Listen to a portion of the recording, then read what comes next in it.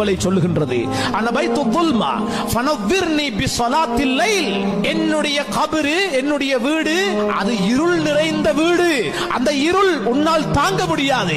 அதற்கு நீ லைட் கொண்டு வரணும், லைட் செட் கொண்டு வரணும். அது என்ன?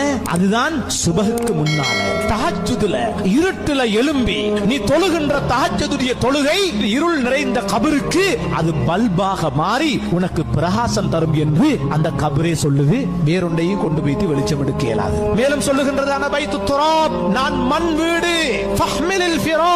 எனவே அந்த மண்ணுக்கு மேல உன்னால் படுக்க முடியாது, படுக்க முடியாது, தூங்க முடியாது.